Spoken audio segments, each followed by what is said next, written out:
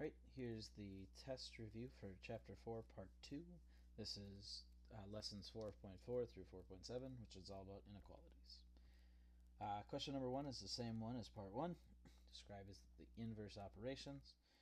Right, the inverse of dividing is multiplying, so we would say multiply by negative 3. We don't change the number at all, keep that the same. The only thing we change is the operation. Opposite of subtract would be to add. Opposite of adding is subtract. Opposite of multiplying is dividing. Alright.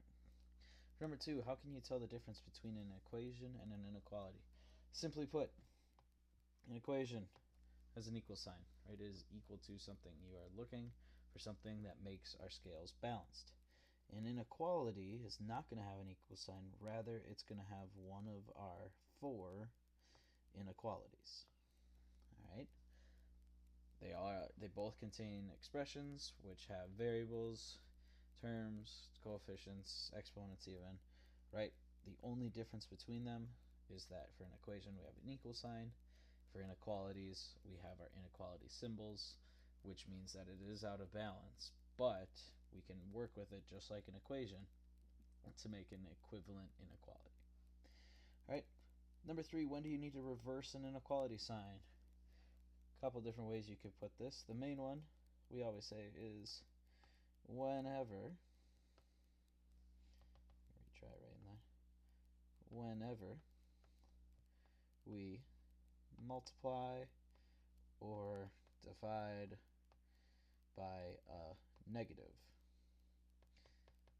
We saw that if we don't flip it, our answer actually changes. Right, if you need to know that, let's start with 4 and negative 2. Clearly, 4 is bigger than negative 2. However, if I were to multiply them both by negative 1, the left side is no longer bigger because the right side is now positive. So our sign has to flip if we multiply by a negative number, or either divide. Number 4, write the word sentence as an inequality. A number z is at least 7. So a number z, that's our first one, is at least. So if we think about it, if we think you have to be at least 7 in order to go see a movie, right, you would have to be 7 or older. So we have to be bigger than, or we could be 7. I like to kind of break it down and think about it that way. A number plus 10 is no more than negative 5. Right? Whenever we see a number, that's our key for a variable. I like just putting x. Plus 10 tells us exactly what we need to do there. Is no more than. If I say you can have no more than 3 cookies before I cut you off, right? You could have 3 cookies at maximum or less. So you could be exactly at that or less than it. And then my last number is negative 5. Number 6, answer the following question, show your work. Please prove whether negative 3 is a solution there. When it's asking us to prove or tell whether it is a solution, we're going to take our inequality, and whatever it's asking us to prove, we're going to take it and insert it right in for x. This is going to prove because it will show us that we know how to substitute, and by substituting, if this is a solution, it should remain a true statement. All right. So whenever I substitute, I need to insert with parentheses. Keep everything else the same. 8 times negative 3, well, 8 times 3 is 24. Positive times negative is negative. And now I am here and I have to determine, is this a true statement? Well, looking at a number line would sure help. Right? If I start at negative 24, okay, negatives work a little bit differently in the fact that the bigger negatives are actually the ones closer to 0. Right? The next number to the right would be negative 23, and negative 25 would be over to the left. Now, to be a bigger number, you always are to the right. 24 is to the right of negative 24 is to the right of negative 25, meaning that this is a true statement that negative 24 is bigger. So we would say, yes, negative 3 is a solution. All right, 7 through 9, we are going to solve and then graph. For the first part in number 7, I see x plus 2. To get rid of that plus 2, I'm going to subtract 2 from both sides. X is less than, I have negative 7 minus 2. This can really just change to plus negative 2. That's going to give me a total of 9 negatives. Negative 9 will go in the middle. You can surround it by other numbers right around it. This is an open circle because there is no equal to bar, and the sign is facing the constant, or it is less than. Less than numbers are always left. For number 8, right, I see negative 9 and n attached. That means multiplying, so I need to divide by negative 9. Divide by negative 9. Whenever I divide by a negative, we talked about it up here, I need to flip my sign. I just divided by negative 9. This is going to flip. N 27 divided by negative 9. 27 divided by 9 is 3. Positive divided by negative is negative. So now for this one, I have negative 3, negative 2, negative 4. I'm looking for the 1 in the middle, though. I see that this is going to be a closed circle since I have that equal to bar. And again, n is less than, our variable is less than is always left. For number 9, I've got this situation here. I always want to get rid of the furthest thing from the variable, or something that's not attached.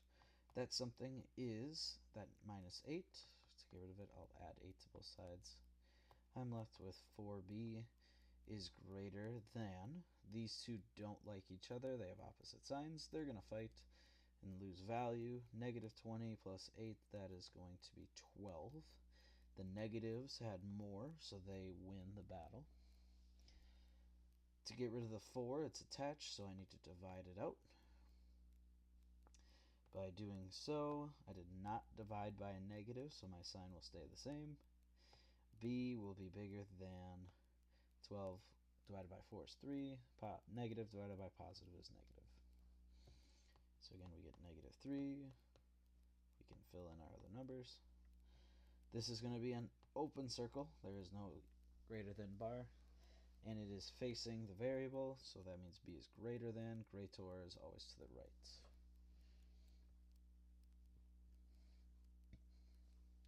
For number 7, it says the area of a triangle is no greater than 16 square inches, and it gives us the area of the triangle. Formula, write and solve an inequality that represents x. Alright, so we know the area of the triangle is no greater than. Okay, if I said you can be no greater than 9 years old to play with a certain toy, that means you have to be 9 or younger or less. So I could be, in this case, 16 square inches, but I can't be any bigger. I can't be any greater. So I know my area is no greater than 16.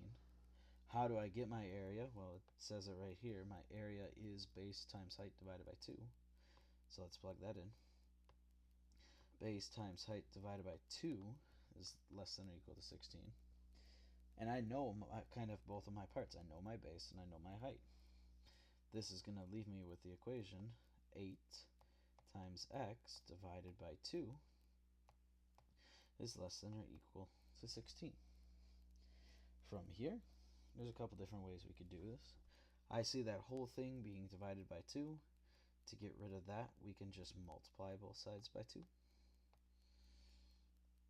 That's going to leave me with 8x is less than or equal to 32. To get rid of the 8, I can divide by 8 on both sides. I'm left with x is less than or equal to 4.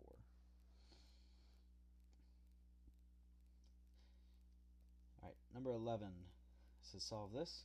I see two things that have the same variable. Those are like terms. Same thing here. Both of those are constants, so we can combine those. 3D minus 70, 3 minus 7 is going to be negative 4. Plus 2.8 is less than, let's take a look here, 27 minus 5.8. Please make sure you line your place values up correctly. 10 minus 8 is 2. 6 minus 5 is 1. 2 minus nothing is 2.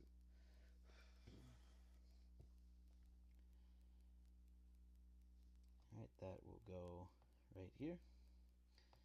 Notice 27 was the bigger one and it was negative, so that will be negative. Alright, to get rid of the first thing I need to get rid of is this 2.8. We'll subtract that to the other side. This is going to leave me with negative 4d is less than, these two like each other, they're going to add. 8 plus 2 is 10. 2 plus 1 is 3, plus 1 is 4. And I get 2. This is a negative number still. Last thing I need to do here is divide by negative 4. Divide by negative 4. I am left with d. I just divided by a negative number, so my sign flips. 24. Negative 24 divided by negative 4. Well, there are 6 4s in 24. And a negative is divided is positive. To graph my solution, I'll put a 6, surrounded by the numbers right next to it. This is an open circle, and this will be heading to the right. Number 12 looks like this. In a game, you fly an aircraft and gain 10 points. For every enemy spaceship you hit, the game ends when your aircraft is hit by an opponent. You already have 280 points. Right? It says circle all that could describe your final score. Well, if we look at it, we already have 280. And we can only gain points for hitting enemy spaceships. There is nothing that says we can ever lose anything. So I have to be 280 or I could gain more. Okay? For that letter A, your score is at least 280. Right? If I said you have to be at least 13, right? You could be 13 or older. This means bigger. If I already have 280 and I can gain points, then that would absolutely describe it. Your score is no greater than 280. Well, we just said that it has to be greater, so that's not right.